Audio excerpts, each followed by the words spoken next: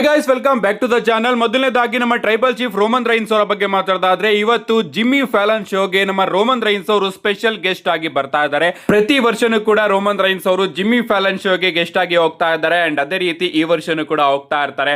ಮೊದಲನೇ ಬಾರಿ ಅವರು ಯೂನಿವರ್ಸಲ್ ಚಾಂಪಿಯನ್ಶಿಪ್ ನ ಗೆದ್ದಾದ್ಮೇಲೆ ಹೋಗಿದ್ರು. ಅಂಡ್ ಅದಾದ್ಮೇಲೆ ಡಬ್ಲ್ಯೂ ಚಾಂಪಿಯನ್ಶಿಪ್ ನ ಗೆದ್ಕೊಂಡು ಹೋಗಿದ್ರು. ಅಂಡ್ ಅದಾದ್ಮೇಲೆ ಅನ್ಡಿಸ್ಪ್ಯೂಟೆಡ್ ಡಬ್ಲ್ಯೂ ಚಾಂಪಿಯನ್ ಆಗಿ ಟೈಟಲ್ ರಿಯೂನಿಯನ್ ಆಯ್ತಲ್ಲ, ಆಗ್ಲೂ ಕೂಡ ಹೋಗಿದ್ರು. ಇವನ್ ರಾಕ್ ಅವರ ಜೊತೆನೂ ಕೂಡ ಹೋಗಿದ್ರು. ಅಂಡ್ ಈಗಲೂ ಕೂಡ ವರ್ಲ್ಡ್ ಹೆವಿ ಚಾಂಪಿಯನ್ಶಿಪ್ ಮ್ಯಾಚ್ ಆಡೋದಕ್ಕಿಂತ ಮುಂಚೆ ನಮ್ಮ ರೋಮನ್ ರೈನ್ಸ್ ಅವರು ಜಿಮ್ಮಿ ಫ್ಯಾಲನ್ ಶೋಗೆ ಹೋಗ್ತಾ ಇದ್ದಾರೆ. ಐ ಥಿಂಕ್ ಅಲ್ಲಿ ಅವರು ಬರ್ಬಹುದು, ನಾನು ನೆಕ್ಸ್ಟ್ ಟೈಮು ಈ ಒಂದು ಶೋಗೆ ಬರಬೇಕಾದ್ರೆ ನನ್ನ ಕೈಯಲ್ಲಿ ವರ್ಲ್ಡ್ ಹೆವಿ ಚಾಂಪಿಯನ್ಶಿಪ್ ಇರುತ್ತೆ ಅಂತ. ಯಾಕಂದ್ರೆ ಅವರು ರೀಸೆಂಟ್ ಆಗಿ ಅದೇ ರೀತಿ ಸ್ಟೇಟ್ಮೆಂಟ್ ಗಳನ್ನ ಕೊಟ್ಟಿದ್ರು. ಮೊದಲನೇ ಬಾರಿ ಯೂನಿವರ್ಸಲ್ ಚಾಂಪಿಯನ್ಶಿಪ್ ನ ಗೆದ್ದಾದ್ಮೇಲೆ ನೆಕ್ಸ್ಟ್ ಟೈಮು ನಾನು ಇಲ್ಲಿಗೆ ಬರಬೇಕಾದ್ರೆ ನನ್ನ ಬಳಿ ಡಬ್ಲ್ಯೂ ಚಾಂಪಿಯನ್ಶಿಪ್ ಕೂಡ ಇರುತ್ತೆ ಅಂತ ಹೇಳಿದ್ರು. ಏನೇ ಆಗಲಿ, ರೋಮನ್ ರೈನ್ಸ್ ಹಾಗೆ ಜಿಮ್ಮಿ ಫ್ಯಾಲನ್ ಅದ್ಭುತವಾದ ಶೋನ ನಡೆಸ್ಕೊಳ್ತಾರೆ. ಅಂಡ್ ತುಂಬಾ ಇಂಟ್ರೆಸ್ಟಿಂಗ್ ಮಾತುಕತೆಗಳು ಕೂಡ ಇವರಿಬ್ಬರ ಶೋ ಅಲ್ಲಿ ನಮಗೆ ನೋಡೋದಕ್ಕೆ ಸಿಗುತ್ತೆ. ರೋಮನ್ ರೈನ್ಸ್ ಅವರು ಸಿಎಂ ಪಂಕ್ ಹಾಗೆ ತನ್ನ ಆಲ್ ಟೈಮ್ ರೈವಲ್ರಿ ಆದಂತಹ ಕೋಡಿ ರೋಡ್ಸ್ ಅವರ ಬಗ್ಗೆನೂ ಕೂಡ ಸ್ಟೇಟ್ಮೆಂಟ್ ಗಳನ್ನ ಕೊಡಬಹುದು. ಈ ಒಂದು ವಿಡಿಯೋನ ನೋಡೋ ಅಷ್ಟರಲ್ಲಿ ಇವರಿಬ್ಬರ ಶೋ ಪ್ರಾರಂಭ ಆಗಿರುತ್ತೆ. ನಾಳೆ ನಾನು ನಿಮ್ಗೆ ತಿಳಿಸ್ಕೊಡ್ತೀನಿ ಈ ಒಂದು ಶೋ ಅಲ್ಲಿ ರೋಮನ್ ರೈನ್ಸ್ ಅವರು ಜಿಮ್ಮಿ ಫ್ಯಾಲನ್ ಅವರ ಜೊತೆ ಯಾವ್ಯಾವ ವಿಚಾರದ ಬಗ್ಗೆ ಮಾತಾಡಿದ್ರು ಅಂತ. ಇನ್ನ ಶೋ ಬಗ್ಗೆ ಮಾತಾಡ್ತಿದ್ವಿ ಅಂದ್ರೆ ಡಬ್ಲ್ಯೂ ಅವರು ತುಂಬಾನೇ ಕಾಂಟ್ರವರ್ಷಿಯಲ್ ಶೋನ ಮತ್ತೊಮ್ಮೆ ಪ್ರಾರಂಭ ಮಾಡಿದ್ದಾರೆ. Yes, I think WrestleMania 40 ಟೈಮಲ್ಲೋ ಅಥವಾ 41 ಟೈಮಲ್ಲೋ ನಮಗೆ ಕಿಲ್ ಟೋನಿ ರಸಲ್ ಮೇನಿಯಾ ಅಂತ ಒಂದು ಶೋ ನೋಡೋದಕ್ಕೆ ಸಿಕ್ಕಿತ್ತು. ನಮ್ಮ ಟೋನಿ ಇಂಚ್ಕ್ಲಿಫ್ ಅವರು ಈ ಒಂದು ಶೋನ ನಡೆಸ್ಕೊಟ್ಟಿದ್ರು. ಆ ಒಂದು ಟೈಮಲ್ಲಿ ಸಿಕ್ಕಾಪಟ್ಟೆ ಕಾಂಟ್ರವರ್ಸಿ ಆಗಿತ್ತು. ಆಗ ಈ ಒಂದು ಶೋನ ಏರ್ ಮಾಡಿರಲಿಲ್ಲ, ಅಂದ್ರೆ ಕೆಲವೊಂದಷ್ಟು ಆಡಿಯೋ ಫುಟೇಜಸ್ ಗಳು ಲೀಕ್ ಆಗಿತ್ತು. ನಮ್ಮ ಟೋನಿ ಇಂಚ್ಕ್ಲಿಫ್ ಅವರು ರೇಸಿಸಂ ಬಗ್ಗೆ ಹಾಗೆ ಬಾಡಿ ಶೇಮಿಂಗ್ ಎಲ್ಲದನ್ನು ಕೂಡ ಮಾಡ್ಬಿಟ್ಟಿದ್ರು. ರಸಲ್ ಮೀನಿಯಾ ಮುಗಿದ್ಮೇಲೆ ನಮ್ಮ ಪಾಲಿಮೆನ್, ನಾಯಾ ಜಾಕ್ಸ್ ಇವ್ರ ಜೊತೆ ಎಲ್ಲ ಸೇರ್ಕೊಂಡು ರಸಲ್ ಮೀನಿಯಾದಲ್ಲಿ ಆದಂತಹ ವಿಚಾರಗಳನ್ನ ಇಟ್ಕೊಂಡು ಒಂದ್ ರೀತಿ ಕಾಮಿಡಿ ರೀತಿ ಮಾಡಿದ್ರು. ಅದರ ಆಡಿಯೋ ಕ್ಲಿಪ್ ಸಿಕ್ಕಾಪಟ್ಟೆ ವೈರಲ್ ಆಗಿ ಇಂಟರ್ನೆಟ್ ಅಲ್ಲಿ ಸಿಕ್ಕಾಪಟ್ಟೆ ಬ್ಯಾಕ್ಲಾಶ್ ನ ತಗೊಂಡಿತ್ತು. ಅಂಡ್ ಈಗ ಡಬ್ಲ್ಯೂ ಅವರು ಈ ಒಂದು ಶೋನ ನೆಟ್ಫ್ಲಿಕ್ಸ್ ಅಲ್ಲಿ ಏರ್ ಮಾಡಬೇಕು ಅಂತಾನೆ ಡಿಸೈಡ್ ಮಾಡ್ಕೊಂಡಿದ್ದಾರೆ. ಎಸ್, ನಮ್ಮ ಟೋನಿ ಇಂಚ್ಕ್ಲಿಫ್ ಹಾಗೆ ಡಬ್ಲ್ಯೂ ಅವರು ಒಂದು ಕಾಂಟ್ರಾಕ್ಟ್ ನ ಮಾಡ್ಕೊಂಡಿದ್ದಾರಂತೆ. ಏಪ್ರಿಲ್ 20ನೇ ತಾರೀಕು ರಸಲ್ ಮೇನಿಯಾ ಮುಗಿದ್ಮೇಲೆ kill Tony Russell mania Vegas Netflix ಅಲ್ಲಿ ಏರ್ ಆಗುತ್ತೆ ಆಫ್ಟರ್ ಮಂಡೇ ನೈಟ್ ರಾ ಅಂತಾನೆ ಹೇಳ್ಬೇಕು.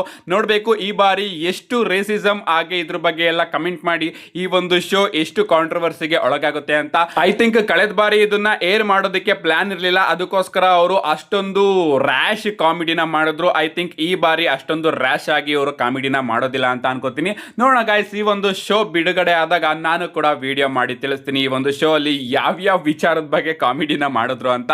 ಕೆಲವೊಂದಷ್ಟು ಬಾಚಸ್ ಗಳಾಗುತ್ತಲ್ಲ, ಅದನ್ನು ಕೂಡ ತಗೊಂಡು ನಮ್ಮ ಟೋನಿ ಅವರು ಇದರಲ್ಲಿ ರೋಸ್ಟ್ ಮಾಡ್ತಾರೆ. ನೆಕ್ಸ್ಟ್ ಅಪ್ಡೇಟ್ ಕಡೆ ಬರೋದಾದ್ರೆ ಇದ್ದಿರ್ತಕ್ಕಂಥದ್ದು ನಮ್ಮ ರಿಂಗ್ ಜನರಲ್ ಗಂತರ್ ಅವರ ಬಗ್ಗೆ.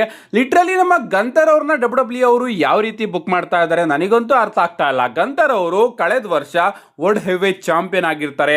ನಮ್ಮ ಗೋಲ್ಡ್ಬರ್ಗ್ ಅವ್ರನ್ನ ರಿಟೈರ್ಡ್ ಮಾಡ್ತಾರೆ, ಜಾನ್ ಸಿನಾ ಅವ್ರನ್ನ ರಿಟೈರ್ಡ್ ಮಾಡ್ತಾರೆ. ಅಂಡ್ ಈ ವರ್ಷ ಏಜೆ ಸ್ಟೈಲ್ ಅವ್ರನ್ನ ಕೂಡ ರಿಟೈರ್ಡ್ ಮಾಡಿದ್ದಾರೆ. ಅಂಡ್ ಈಗ ಗಂತರ್ ಅವರಿಗೆ ಡಬ್ಲ್ಯೂ ಬಳಿ ಯಾವುದೇ ರೀತಿಯ ರಸಲ್ ಮೇನಿಯಾ ಪ್ಲಾನ್ಸ್ ಇಲ್ಲ.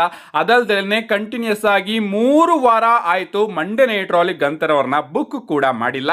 ಅಂಡ್ ಈಗ ಅಪ್ಡೇಟ್ ಗಳು ಬರ್ತಿರೋ ಪ್ರಕಾರ ಗಂತರ್ ಅವರು ರಸಲ್ ಮೇನಿಯಾದಲ್ಲಿ ಇದ್ದೇ ಇರ್ತಾರೆ. ರಿಮಿಸ್ಟೀರಿಯೋ ಅವರೇನಾದ್ರೂ ರಸಲ್ ಮೇನಿಯಾ ಅಷ್ಟೊತ್ತಿಗೆ ರಿಕವರಿ ಆದ್ರೆ ರಿಮಿಸ್ಟೀರಿಯೋ ಹಾಗೆ ಗಂತರ್ ಅವರ ಮ್ಯಾಚ್ ನೋಡೋದಕ್ಕೆ ಸಿಗುತ್ತೆ. ಅಕಸ್ಮಾತ್ ಅವರು ರಿಕವರಿ ಆಗ್ಲಿಲ್ಲ ಅಂದ್ರೂ ಕೂಡ ಹೇಗಾದ್ರೂ ಡಬ್ಲ್ಯೂ ಅವರು ಗಂತರ್ ಅವ್ರನ್ನ ರಸಲ್ ಮೇನಿಯಾದಲ್ಲಿ ಬುಕ್ ಮಾಡ್ತಾರಂತೆ. ಐ ಥಿಂಕ್ ಯಾವ್ದಾದ್ರು ಒಂದು ಸೆಗ್ಮೆಂಟ್ ನ ತಗೊಂಡ್ ಬರ್ಬೋದು, ಒಂದು ಓಪನ್ ಚಾಲೆಂಜ್ ನ ತಗೊಂಡ್ ಬರ್ಬೋದು. ಏನೇ ಆಗ್ಲಿ ಡಬ್ಲ್ಯೂ ಅವರು ರಸಲ್ ಮೇನಿಯಾಗಂತೂ ಗಂತರ್ ಅವ್ರನ್ನ ಪ್ಲಾನ್ ಮಾಡಿ ಇಟ್ಕೊಂಡಿದಾರಂತೆ. ಬಟ್ ಅವ್ರ ಕೈಯಲ್ಲಿ ಏನ್ ಮಾಡಿಸೋದು ಅಂತ ಇನ್ನೂ ಕೂಡ ಡಬ್ಲ್ಯೂಗೆನೆ ಗೊತ್ತಿಲ್ವಂತೆ. ನೆಕ್ಸ್ಟ್ ಅಪ್ಡೇಟ್ ಕಡೆ ಬರೋದಾದ್ರೆ ಇದಿರ್ತಕ್ಕಂಥದ್ದು ನಮ್ಮ ಬಿಯಾಂಕಾ ಬೆಲ್ಲೈಯರ್ ಅವರ ಬಗ್ಗೆ. ನಿಮ್ಗೆ ಗೊತ್ತಿರಬಹುದು, ಕಳೆದ ವರ್ಷ ರಸಲ್ ಮೇನಿಯಾದಲ್ಲಿ ನಮ್ಮ ಬಿಯಾಂಕಾ ಬೆಲ್ಲೈಯರ್ ಅವರಿಗೆ ಒಂದು ಚಿಕ್ಕದಾಗಿ ಫಿಂಗರ್ ಇಂಜುರಿ ಆಗುತ್ತೆ. ಅಂಡ್ ಆಗ ನಾವು ಅನ್ಕೊಂಡಿದ್ವಿ ಫಿಂಗರ್ ಇಂಜುರಿ ಅಲ್ವಾ, ಒಂದ್ 2-3 ವಾರ ಆದ್ಮೇಲೆ ಬರ್ಬೋದು ಅಂತ. ನೋಡ್ತಾ 2-3 ವಾರ 2-3 ತಿಂಗಳಾಗಿ ಬದಲಾಗುತ್ತೆ. ಅಷ್ಟೇ ಅಲ್ಲ, ಸಮ್ಮರ್ ಸ್ಲಾಮ್ ಬರುತ್ತೆ, ಇವನ್ ರಾಯಲ್ ರಂಬಲ್ಗೂ ಕೂಡ ನಾವು ಎಕ್ಸ್ಪೆಕ್ಟ್ ಮಾಡ್ತಾ ಇರ್ತೀವಿ. ಬಟ್ ಆ ಒಂದು ಟೈಮಲ್ಲಿ ಅವರು ಸರ್ಜರಿಗೆ ಮತ್ತೊಮ್ಮೆ ಹೋಗ್ಬೇಕಾಗುತ್ತೆ. ಅಂಡ್ ಈಗ ಗಾಯ್ಸ್ ಅಪ್ಡೇಟ್ ಗಳು ಬರ್ತಿರೋ ಪ್ರಕಾರ ನಮ್ಮ ಬಿಯಾಂಕಾ ಬೆಲ್ಲೈಯರ್ ಅವರು ಲೈಟ್ ಆಗಿ ಟ್ರೈನಿಂಗ್ ನ ಮಾಡೋದಕ್ಕೆ ಶುರು ಮಾಡಿದಾರಂತೆ.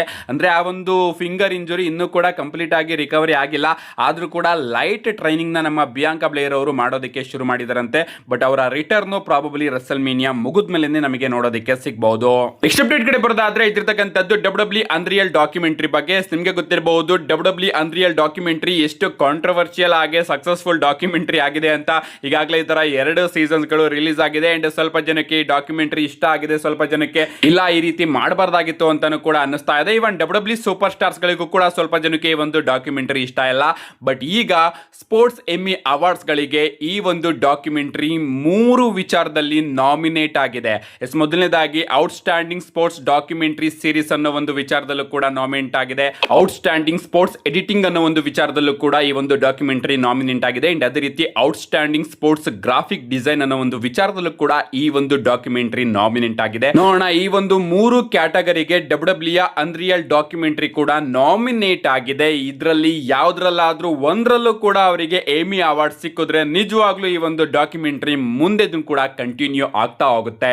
ನಮ್ಮ ನೆಕ್ಸ್ಟ್ ಅಪ್ಡೇಟ್ ಕಡೆ ಬರೋದಾದ್ರೆ ಇದ್ರತಕ್ಕಂಥದ್ದು ಡ್ಯಾನ್ ಹೌಸಿನ್ ಅವರ ಕರ್ಸ್ ಬಗ್ಗೆ. ನಿಮ್ಗೆ ಗೊತ್ತಿರಬಹುದು, ಡ್ಯಾನ್ ಹೌಸಿನ್ ಅವರು ಮಂಡೇ ನೈಟ್ ರಾ ಹಾಗೆ ಸ್ಮ್ಯಾಕ್ ಡೌನ್ ಗಳಲ್ಲಿ ಎಲ್ಲರಿಗೂ ಕೂಡ ಶಾಪನ ಹಾಕೊಂಡು ಬರ್ತಾ ಇದ್ದಾರೆ. ಲಿಟ್ರಲಿ ಎಲ್ಲರಿಗೂ ಕೂಡ ಅವರು ಯು ಆರ್ ಕರ್ಸ್ ಅಂತ ಹೇಳಿ ಬರ್ತಾ ಇದ್ದಾರೆ. ಅಂಡ್ ಅವರಿಗೆ ಅದೇ ರೀತಿ ಶಾಪನು ಕೂಡ ತಟ್ಟುತ್ತಾ ಇದೆ. ಅಂಡ್ ಕಳೆದ ಮಂಡೇ ನೈಟ್ ರಾ ಅಲ್ಲಿ ನಮ್ಮ ಡ್ಯಾನ್ ಹೌಸಿನ್ ಅವರು ಸ್ಪೀಡ್ ಅವ್ರಿಗೂ ಕೂಡ ಶಾಪನ ಹಾಕಿದ್ದಾರೆ. ಅಂಡ್ ನಿಜವಾಗ್ಲೂ ಕೂಡ ಸ್ಪೀಡ್ ಅವ್ರಿಗೂ ಕೂಡ ಈಗ ಶಾಪ ತಟ್ಟಿದೆ ಅಂತಾನೆ ಹೇಳ್ಬೇಕು. ಯಾಕಂದ್ರೆ ರೀಸೆಂಟ್ ಆಗಿ ನೀವು ಇಲ್ಲಿ ನೋಡ್ತಾ ಇರಬಹುದು, ಐಶೋ ಸ್ಪೀಡ್ ಅವರು ಹೇಳ್ತಾ ಇದ್ದಾರೆ, ಮೊದಲ ಬಾರಿ ನನ್ನ ಫ್ಲೈಟ್ ಡಿಲೇ ಆಯಿತು, ನನ್ನ ಸ್ಟ್ರೀಮು ಕೂಡ ಡಿಲೇ ಆಯಿತು. ಅಂಡ್ ಇಷ್ಟು ವರ್ಷದಲ್ಲಿ ನನಗೆ ಒಂದಿನೂ ಕೂಡ ಬ್ಯಾಡ್ ಡೇ ಅಂತ ಅನ್ಸಿರ್ಲಿಲ್ಲ. ಬಟ್ ನಿಜವಾಗ್ಲೂ ಇವತ್ತು ನನ್ನ ಬ್ಯಾಡ್ ಡೇ. ಇದೆಲ್ಲದಕ್ಕೂ ಕೂಡ ಕಾರಣ ಡ್ಯಾನ್ ಹೌಸಿನ್ ಅವರ ಶಾಪದಿಂದ ಅಂತ ನಮ್ಮ ಸ್ಪೀಡ್ ಅವರು ಹೇಳ್ತಾ ಇದ್ದಾರೆ. ಲಿಟ್ರಲಿ ಡ್ಯಾನ್ ಹೌಸಿನ್ ಅವರ ಶಾಪ ಈಗ ಸ್ಪೀಡ್ ಅನ್ನು ಕೂಡ ತಟ್ಟುತ್ತಾ ಇದೆ ಅಂತಾನೆ ಹೇಳ್ಬೇಕು. ನೋಡೋಣ ಗೈಸ್, ಸ್ಪೀಡ್ ಅವರು ರಸಲ್ ಮೇನಿಯಾಗೆ ಬರ್ತಾರೆ ಅಂತ ಅಪ್ಡೇಟ್ ಗಳು ಬರ್ತಾ ಇದೆ. ಅವರ ಸೆಗ್ಮೆಂಟ್ ಹಾಗೆ ರಸಲ್ ಮೇನಿಯಾ ಪ್ಲಾನ್ ಹೇಗಿರುತ್ತೆ ಅಂತ ನೋಡೋದಕ್ಕೆ ನಾನಂತೂ ತುಂಬಾನೇ ಕಾಯ್ತಾ ಇದ್ದೀನಿ. ಸದ್ಯಕ್ಕೆ ನಾವುಗಳು ಡ್ಯಾನ್ ಹೌಸಿನ್ ಅವರ ಶಾಪದಿಂದ ಸ್ವಲ್ಪ ದೂರ ಇರಬೇಕು. ನಮ್ಮ ನೆಕ್ಸ್ಟ್ ಅಂಡ್ ಫೈನಲ್ ಅಪ್ಡೇಟ್ ಕಡೆ ಬರೋದಾದ್ರೆ ಇದ್ದಿರ್ತಕ್ಕಂಥದ್ದು ನಮ್ಮ ಟ್ರೈಬಲ್ ಚೀಫ್ ರೋಮನ್ ರೈನ್ಸ್ ಹಾಗೆ ಅಮೆರಿಕನ್ ನೈಟ್ ಮೇರ್ ಕೋಡಿ ರೋಡ್ಸ್ ಅವರ ಬಗ್ಗೆ. ಲಿಟ್ರಲಿ ಇವರಿಬ್ರು ಕೂಡ ರಿಯಲ್ ಲೈಫ್ ಅಲ್ಲೂ ಕೂಡ ಈಗ ಫ್ಯೂಡ್ ನ ನಡೆಸ್ತಾ ಇದ್ದಾರೆ. ರೀಸೆಂಟ್ ಆಗಿ ಒಂದು ವಿಡಿಯೋದಲ್ಲಿ ನಾನು ನಿಮ್ಗೆ ತಿಳಿಸಿದ್ದೆ, ಕೋಡಿ ರೋಡ್ಸ್ ಅವರು ರೋಮನ್ ರೈನ್ಸ್ ಅವರ ಬಗ್ಗೆ ಒಂದು ಸ್ಟೇಟ್ಮೆಂಟ್ ನ ಕೊಟ್ಟಿದ್ರು. ಅಂದ್ರೆ ಕೋಡಿ ರೋಡ್ಸ್ ಹಾಗೆ ರೋಮನ್ ರೈನ್ಸ್ ಇಬ್ರು ಕೂಡ ಸ್ಟ್ರೀಟ್ ಫೈಟರ್ ಮೂವಿಯಲ್ಲಿ ಇದ್ದಾರೆ ಅಲ್ವಾ. ಇವರಿಬ್ರು ಕೂಡ ಸೆಟ್ ಅಲ್ಲಿ ನೋಡಿ ಅಲ್ಲಿರೋರೇ ಸಿಕ್ಕಾಪಟ್ಟೆ ಗಾಬರಿ ಮಾಡ್ಕೋತಾ ಇದ್ರು. ಇವರಿಬ್ರು ಎಲ್ಲಿ ಇಲ್ಲಿ ಕಿತ್ತಾಡ್ಬಿಡ್ತಾರೋ ಅಂತ ಅವರೇ ಸಿಕ್ಕಾಪಟ್ಟೆ ಟೆನ್ಷನ್ ನ ಮಾಡ್ಕೋತಾ ಇದ್ರು. ಅಂಡ್ ಅಷ್ಟು ದಿನ ನಾವು ಸೆಟ್ ಅಲ್ಲಿ ಇದ್ವಿ, ಬರೀ ಒಂದೇ ಒಂದು ಟೈಮ್ ಮಾತ್ರ ರೋಮನ್ ರೈನ್ಸ್ ಅವರು ನನ್ನನ್ನ ಮಾತಾಡ್ಸಿದ್ದು. ಬಂದು ಅವರು ನನ್ನ ಹತ್ರ ತನ್ನ ಟ್ರೈಲರ್ ಹತ್ರಕ್ಕೆ ಜಾಗನ ಕೇಳಿದ್ರು. ಅಂಡ್ ನಾನು ದಾರಿನ ತೋರಿಸ್ಕೊಟ್ಟೆ. ಇಷ್ಟು ದಿನದಲ್ಲಿ ಅದೊಂದೇ ಬಾರಿ ರೋಮನ್ ರೈನ್ಸ್ ಅವರು ನನ್ನನ್ನ ಮಾತಾಡ್ಸಿದ್ದು ಅಂತ ನಮ್ಮ ಕೋಡಿ ರೋಡ್ಸ್ ಅವರು ತಿಳಿಸ್ತಾರೆ. ಅಂದ್ರೆ ಅವರ ಲೈಫ್ ಅಲ್ಲಿ ನಿಜವಾಗ್ಲೂ ಕೂಡ ಈಗ ಕನೆಕ್ಷನ್ ಗಳು ಸರಿ ಇಲ್ಲ. ಯಾಕೆ ಅಂತ ನಿಮ್ಗೂ ಕೂಡ ಗೊತ್ತೇ ಇರಬಹುದು. ರಸಲ್ ಮೇನಿಯಾ 42ಗೆ ರೋಮನ್ ರೈನ್ಸ್ ಹಾಗೆ ಕೋಡಿ ರೋಡ್ಸ್ ಅವರ ಮ್ಯಾಚ್ ಪ್ಲಾನ್ ಆಗಿತ್ತು. ಒಂದು ಕಡೆ ಟೀಮು ರೋಮನ್ ರೈನ್ಸ್ ಅವರು ಗೆಲ್ಬೇಕು ಅಂತ, ಇನ್ನೊಂದು ಕಡೆ ಟೀಮು ಕೋಡಿ ರೋಡ್ಸ್ ಅವರು ಗೆಲ್ಬೇಕು ಅಂತ. ಇವನ್ ಕೋಡಿ ರೋಡ್ಸ್ ಅವರಿಗೆ ಸೋಲೋದಕ್ಕೂ ಕೂಡ ಆಸೆ ಇರಲಿಲ್ಲ. ಅದಕ್ಕೋಸ್ಕರ ಟ್ರಿಪಲ್ ಎಚ್ ಅವರು ತನ್ನ ಮೈಂಡ್ ನ ಯೂಸ್ ಮಾಡ್ಕೊಂಡು ಕೋಡಿ ರೋಡ್ಸ್ ಅವರ ಕೈಯಿಂದ ಚಾಂಪಿಯನ್ಶಿಪ್ ನೇ ತಗೊಂಡ್ರು. ಯಾಕಂದ್ರೆ ರೋಮನ್ ರೈನ್ಸ್ ಅವರು ರಾಯಲ್ ರಂಬಲ್ ನ ಗೆದ್ದು ಎಲ್ಲಿ ಮಿಸ್ ಆಗಿ ಕೋಡಿ ರೋಡ್ಸ್ ಅವ್ರನ್ನ ಚಾಲೆಂಜ್ ಮಾಡ್ಬಿಡ್ತಾರೋ ಅಂತ ನಮ್ಮ ಟ್ರಿಪಲ್ ಎಚ್ ಅವರು ಈ ರೀತಿ ಡ್ರಾಮಾ ಎಲ್ಲ ಮಾಡಿದ್ರು. ಅಲ್ಲಿಂದ ಇಲ್ಲಿವರೆಗೂ ಕೂಡ ಕಾಂಟ್ರವರ್ಸಿ ನಡೀತಾನೆ ಇದೆ, ಇವರ ನಡುವೆ ಹೀಟ್ ನಡೀತಾನೆ ಇದೆ ಅಂತ ನಾನು ನಿಮ್ಗೆ ತಿಳಿಸಿದ್ದೆ. ಅಂಡ್ ಈಗ ರೋಮನ್ ರೈನ್ಸ್ ಅವರು ಕೂಡ ಇದ್ರ ಬಗ್ಗೆ ಮಾತಾಡ್ತಾರೆ. ರೋಮನ್ ರೈನ್ಸ್ ಅವರು ರೀಸೆಂಟ್ ಆಗಿ ನಡ್ಕೊಂಡು ಬರ್ತಾ ಇರ್ತಾರೆ. TMZ ಫೋರ್ಟ್ಸ್ ಅವರು ರೋಮನ್ ರೈನ್ಸ್ ಅವರ ಬಳಿ ಪ್ರಶ್ನೆನ ಕೇಳ್ತಾರೆ, ನೀವು ಹಾಗೆ ಕೋಡಿ ರೋಡ್ಸ್ ಇಬ್ರು ಕೂಡ ಸ್ಟ್ರೀಟ್ ಫೈಟರ್ ಮೂವಿ ಸೆಟ್ ಅಲ್ಲಿ ಇರಬೇಕಾದ್ರೆ ಕೋಡಿ ರೋಡ್ಸ್ ಅವರು ನಿಮ್ ಜೊತೆಗೆ ಸ್ವಲ್ಪ ನರ್ವಸ್ ಫೀಲ್ ಮಾಡ್ತಾ ಇದ್ರಂತೆ, ಇದು ನಿಜನಾ ಅಂತ ಕೇಳಿದಾಗ ನಮ್ಮ ರೋಮನ್ ರೈನ್ಸ್ ಅವರು ಹೇಳ್ತಾರೆ, the rumour is he requested that he was a little nervous about me showing up. He got there before me and there were only a couple of days of crossover. I think he was a little nervous. You know how it is. The tribal chief come to town and he gets little nervous. He didn't know what to do ಅಂತ Roman Reigns ಅವರು ಒಂದು statement ನ ಕೊಡ್ತಾರೆ. ಅವ್ರು ಹೇಳ್ತಾರೆ, rumours ಗಳನ್ನ ಎಪ್ಸಿದ್ದು ಕೋಡಿ roads ಅವರೇ ಅಲ್ವಾ. ಹೌದು, ಕೋಡಿ ರೋಡ್ಸ್ ನಿಜವಾಗ್ಲೂ ಕೂಡ ಸ್ವಲ್ಪ ನರ್ವಸ್ ಆಗಿದ್ದ. ಅಫ್ಕೋರ್ಸ್ ನನ್ನ ಹಾಗೆ ಅವನ ನಡುವೆ ಚೂರೇ ಚೂರು ಕ್ರಾಸ್ ಓವರ್ ನೋಡೋದಕ್ಕೆ ಸಿಕ್ಕಿತ್ತು. ಅಂಡ್ ಅದರಲ್ಲೇ ನನಗೆ ಗೊತ್ತಾಗ್ತಾ ಇತ್ತು ಕೋಡಿ ರೋಡ್ಸ್ ಸಿಕ್ಕಾಪಟ್ಟೆ ಗಾಬರಿ ಆಗಿದ್ದಾನೆ, ನನ್ನ ಮುಂದೆ ಸಿಕ್ಕಾಪಟ್ಟೆ ನರ್ವಸ್ ಆಗಿದ್ದಾನೆ ಅಂತ.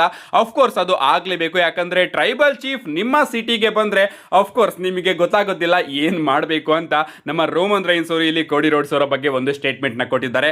ಲಿಟ್ರಲಿ ಸದ್ಯಕ್ಕೆ ಕೋಡಿ ರೋಡ್ಸ್ ಹಾಗೆ ರೋಮನ್ ರೈನ್ಸ್ ಅವರ ನಡುವೆ ರಿಯಲ್ ಲೈಫ್ ಹೀಟ್ ನಮಗೆ ನೋಡೋದಕ್ಕೆ ಸಿಗ್ತಾ ಇದೆ. ಇದ್ರ ಬಗ್ಗೆ ನಿಮ್ಮ ಅನಿಸಿಕೆನ ಕಮೆಂಟ್ ಮಾಡಿ ಅಂತ ಹೇಳ್ತಾ, see you guys in my next video.